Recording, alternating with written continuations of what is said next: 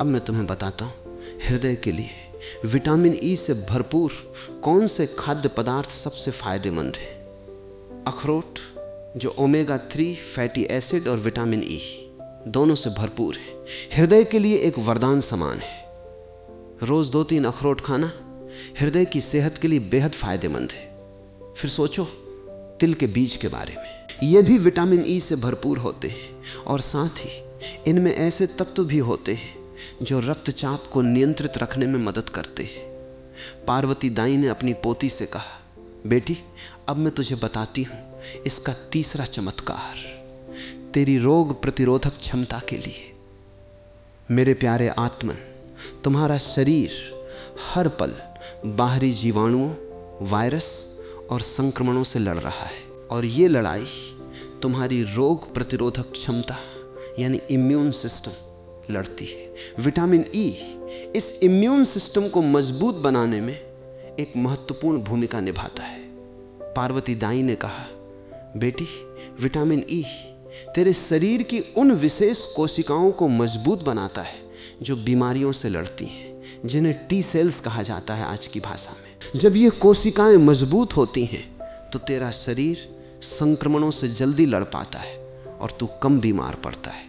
मेरे प्यारे आत्मन, विशेष रूप से बुजुर्गों में जिनकी रोग प्रतिरोधक क्षमता स्वाभाविक रूप से उम्र के साथ कमज़ोर पड़ने लगती है, वहाँ विटामिन ई से भरपूर भोजन एक सुरक्षा कवच का काम करता है। कई शोधों में ये पाया गया है कि पर्याप्त विटामिन ई लेने वाले बुजुर्गों में संक्रमण होने की दर काफ़ी कम होती है।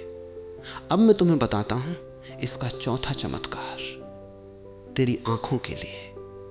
पार्वती दाई ने कहा, बेटी तेरी आंखें ये तेरे शरीर के सबसे नाजुक अंगों में से एक है और उम्र के साथ इनमें भी ऑक्सीडेटिव तनाव की वजह से नुकसान होने लगता है, जिससे मोतियाबिंद और आंखों की अन्य समस्याएं हो सकती हैं। मेरे प्यारे आत्मन, विटामिन ई अपने एंटीऑक्सीडेंट गुणों के कारण आंखों की कोशिकाओं को भी इस नुकसान से बचाता है। कई शोध बताते हैं कि विटामिन ई और अन्य एंटीऑक्सीडेंट्स से भरपूर भोजन उम्र से जुड़ी आंखों की समस्याओं के खतरे को कम कर सकता है। अब मैं तुम्हें इसका 5वां चमत्कार बताता हूँ, घाव भरने की प्रक्रिया में इसकी भूमिका। पार्वती दाई ने कहा, बेटी जब भी तुझे कोई चोट लगे, कोई घाव हो, तो विटामिन ई उस घाव को जल्दी भरने में मदद करता है। ये त्वचा की कोशिकाओं के पुनर्निर्माण में सहायता करता है। मेरे प्यारे आत्मन, इसीलिए पुराने ज़माने में हमारी दादी नानी किसी भी छोटी मोटी चोट पर या जलने पर विटामिन ई युक्त तेल जैसे बादाम का तेल या नारियल का तेल लगाया करती थी। ये घाव को जल्दी भरने में मदद करता है और साथ ही निशान भी कम गहरे बनते हैं। अब मैं तुम्हें इसका छठा चमत्कार बताता हूँ, तुम्हारी मांसपेशियों और नसों के लिए। पार्वती दाई ने कहा, बेटी विटामिन ई तेरी नसों की सुरक्षा भी करता है। ये नसों के चारों ओर की सुरक्षात्मक परत को स्वस्थ बनाए रखने में मदद करता है, जिससे नसों का संदेश ठीक से, तेजी से शरीर के हर हिस्से तक पहुंचता है। मेरे प्यारे आत्मन, यही कारण है कि विटामिन ई की गंभीर कमी में कभी कभी हाथ पैरों में झंझनाहट, कमजोरी या संतुलन बनाने में दिक्कत जैसी समस्याएं भी देखी जाती हैं। पार्वती दाई ने अपनी पोती से पूछा, बेटी क्या तुझे शादी की या मां बनने की चिंता है? पोती शर्मा गई, लेकिन उसने हाँ में सिर हिलाया। पार्वती दाई ने मुस्कुराते हुए कहा, तो सुन, अब मैं तुझे इसका एक और गहरा चमत्कार बताती हूँ, प्रजनन क्षमता और हार्मोन के संतुलन में इसकी भूमिका। मेरे प्यारे आत्मन, विटामिन ई को प्राचीन समय में टोकोफेरॉल नाम दिया गया था, जो ग्रीक भाषा के शब्दों से बना है, जिसका अर्थ है संतान को जन्म देने की शक्ति लाने वाला। ये नाम यूं ही नहीं दिया गया था। सदियों पहले के वैज्ञानिकों ने पाया था कि यह तत्व प्रजनन क्षमता से गहरा जुड़ा हुआ है। पार्वती दाई ने कहा, बेटी विटामिन ई महिलाओं में अंडाशय की सेहत को बनाए रखने में मदद करता है और पुरुषों में शुक्राणुओं की गुणवत्ता को बेहतर बनाने में सहायक होता है।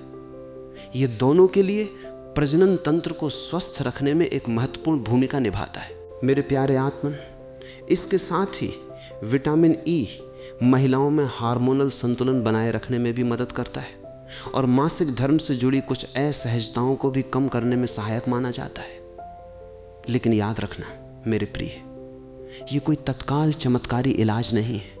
ये एक सहायक पोषक तत्व है जो संतुलित भोजन और सही जीवन शैली के साथ मिलकर धीरे धीरे शरीर को बेहतर बनाता है। अब मैं तुम्हें इसका एक और गहरा चमत्कार बताता हूं। मस्तिष्क की सेहत के लिए पार्वती दाई ने कहा, बेटी, तेरा मस्तिष्क तेरे शरीर का सबसे नाजुक, सबसे जटिल अंग है और ये ऑक्सीडेटिव तनाव के प्रति बहुत संवेदनशील होता है। विटामिन ई मस्तिष्क की कोशिकाओं को भी इस नुकसान से बचाता है। मेरे प्यारे आत्मन, कई शोध ये भी बताते हैं कि जिन लोगों के भोजन में पर्याप्त विटामिन ई होता है उनमें उम्र के साथ आने वाली स्मृति संबंधी समस्याओं का खतरा कुछ हद तक कम हो सकता है। ये मस्तिष्क की कोशिकाओं के बीच के संवाद को भी बेहतर बनाए रखने में मदद करता है। अब मैं तुम्हें इसका एक और महत्वपूर्ण पहलू बताता हूँ, मांसपेशियों की कमजोरी और थकान में इसकी भूमिका। पार्वती दाई ने कहा, बेटी, तूने बताया था कि तुझे हमेशा थकान रहती है। यह भी कहीं न कहीं विटामिन ई की कमी से जुड़ी हो सकती है, क्योंकि यह तत्व मांसपेशियों की कोशिकाओं को भी ऑक्सीडेटिव नुकसान से बचाता है और उन्हें ऊर्जा के सही इस्तेमाल में मदद करता है।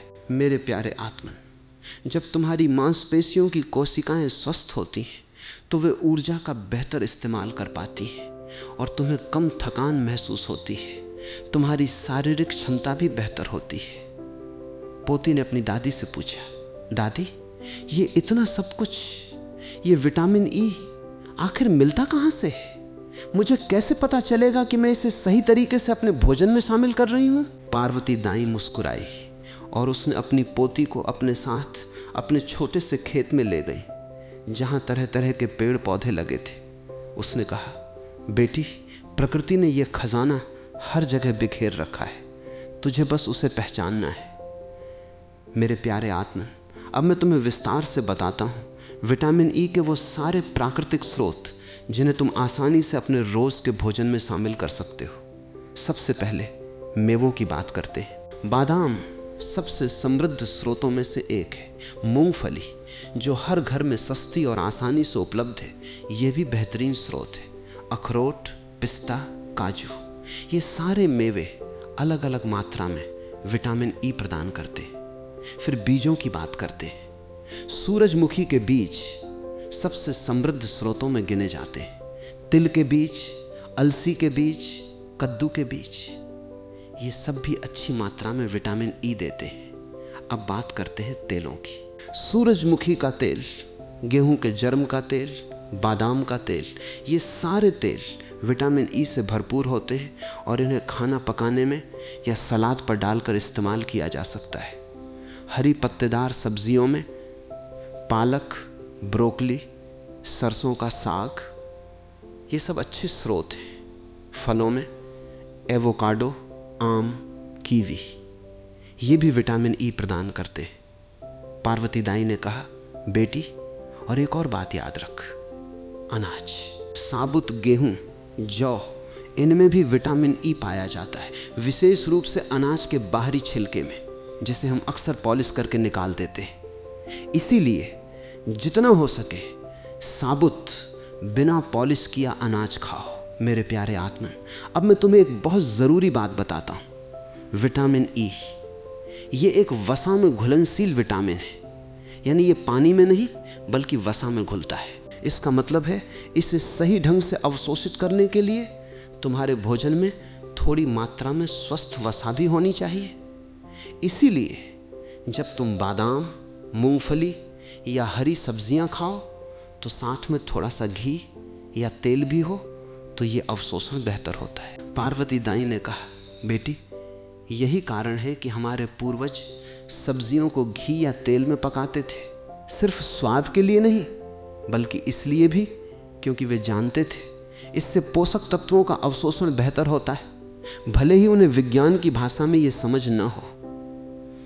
मेरे प्यारे आत्मन, अब मैं तुम्हें कुछ ऐसे संकेतों के बारे में बताता हूँ जो इशारा करते हैं कि तुम्हारे शरीर में विटामिन ई की कमी हो सकती है। बार बार थकान महसूस होना, बिना किसी स्पष्ट कारण के त्वचा का बहुत ज़्यादा रूखा और बेजान हो जाना, बालों का अत्यधिक झड़ना, घावों का देर से भरना, मांसपेशियों में कमजोरी या दर्द, हाथ पैरों में झंझनाहट, बार बार संक्रमण होना यानी रोग प्रतिरोधक क्षमता कमजोर होना, आंखों की रोशनी में धीरे धीरे कमी आना। पार्वती दाई ने कहा, बेटी, अगर तुझे इनमें से कई संकेत एक साथ महसूस हो रहे हों तो ये ज़रूरी है कि तू सिर्फ अंदाज़ा न लगाए, बल्कि किसी अच्छे चिकित्सक से मिलकर अपने शरीर की जांच करवाए, क्योंकि ये लक्षण कई और कारणों से भी हो सकते हैं और असली कारण जानना ही असली इलाज की पहली सीढ़ी है। मेरे प्यारे आत्मन, ये बात मैं तुम्हें ईमानदारी से बताना चाहता हूँ। मैं तुम्हें ये नहीं कह रहा कि हर थकान, हर रूखी त्वचा विटामिन ई की कमी की वजह से ही है।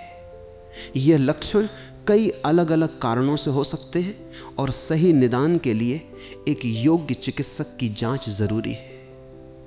लेकिन साथ ही प्राकृतिक रूप से अपने भोजन में विटामिन ई से भरपूर चीजें शामिल करना, यह किसी भी हाल में तुम्हारे शरीर के लिए फायदेमंद ही रहेगा, नुकसानदायक नहीं। पोती ने पूछा, दादी, तो क्या मुझे बाजार से विटामिन ई की गोलियां खरीदकर रोज खानी चाहिए ताकि जल्दी फायदा हो? पार्वती दाई का चेहरा थोड़ा गंभीर हो गया। उसने कहा, बेटी, ये वो सवाल है जिसका जवाब बहुत सावधानी से देना जरूरी है। आजकल बाजार में हर चीज का एक शॉर्टकट मिल जाता है, एक गोली, एक कैप्सूल, जिसे लोग सोचते हैं बस खा लो और तुरंत फायदा हो जाएगा। लेकिन प्रकृति ऐसे काम नहीं करती। मेरे प्यारे आत्मन, ये बात मैं तुम्हारे हृदय में बहुत गहराई से उतारना चाहता हूँ। विटामिन ई ये एक वसा में घुलनशील विटामिन है और शरीर के बाकी पानी में घुलनशील विटामिनों की तरह ये आसानी से पेशाब के रास्ते बाहर नहीं निकलता। इसका मतलब है, अगर तुम बहुत ज़्यादा मात्रा में लंबे समय तक बिना सोचे समझे विटामिन ई के सप्लीमेंट लेते रहो तो ये शरीर में जमा हो सकता है और इसकी अधिकता नुकसानदायक भी हो सकती है।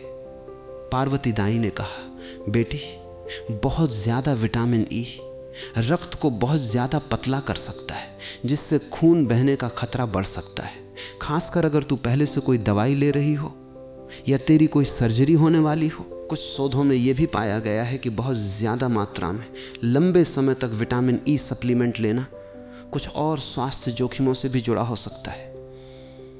मेरे प्यारे आत्मन, इसीलिए मैं तुमसे बहुत साफ शब्दों में कहना चाहता हूँ, सबसे सुरक्षित, सबसे प्राकृतिक और सबसे प्रभावी तरीका है अपने रोज के भोजन के जरिए विटामिन ई प्राप्त करना। बादाम, मूंगफली, सूरजमुखी के बीज, हरी सब्जियां और स्वस्थ तेल, ये तरीका तुम्हारे शरीर को संतुलित मात्रा में सही समय पर वो पोषण देता है जिसकी उसे ज़रूरत है, बिना किसी अतिरिक्त जोखिम के। अगर तुम्हें लगता है तुम्हारे शरीर में इसकी गंभीर कमी है या अगर तुम कोई विशेष स्वास्थ्य समस्या से जूझ रहे हो जिसके लिए तुम्हें लगता है सप्लीमेंट की ज़रूरत हो सकती है, तो सबसे पहला, सबसे ज़रूरी कदम है किसी योग्य चिकित्सक से मिलना, अपनी जांच करवाना और उनकी सलाह से ही अगर ज़रूरत हो तो सही मात्रा में सप्लीमेंट लेना। खुद से बिना जांच के, बिना सलाह के बाजार से गोलियां खरीद कर खाना शुरू कर देना, ये समझदारी नहीं है, ये जोखिम भरा कदम है। पार्वती दाई ने अपनी पोती के सिर पर हाथ रखा और कहा, बेटी, प्रकृति का ज्ञान ये धैर्य मांगता है। ये कोई तुरंत चमत्कार करने वाली चीज नहीं है, लेकिन अगर तू निरंतरता के साथ अपने भोजन में इन चीज़ों को शामिल करे तो कुछ ही हफ्तों में, कुछ ही महीनों में तू खुद अपने भीतर, अपनी त्वचा में, अपने बालों में, अपनी ऊर्जा में एक फर्क महसूस करेगी।